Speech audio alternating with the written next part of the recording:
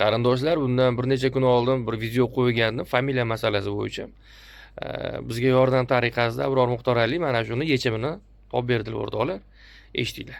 Bir bola chiqib harom bo'ladi, bundoq deb gapiribdi-da ko'p joylarda. Ayol kishining erini familiyasiga o'tishligini zarari yo'q. Ma'lam yuqsad bihi taghyirun nasab. Modomiki nasabni o'zgartirishlikni qasd qilmasa. Meni otam emas bu, palonchi meni otam deb shuni qasd qilmasa, familiyani o'zgartirishlikni zarari yo'q. Familiyasini o'zgartirayotgan odamni nasabini o'zgartirayotgan odam deyilmaydi. Fatvoga ahl bo'lmagan odamni fatvoga aralashishi.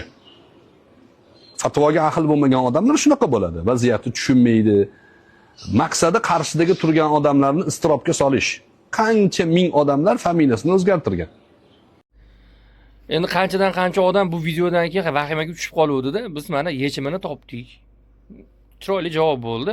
Endi o'sha vahimaga tushganlarga jo'natib qo'ysanglar bo'laveradi.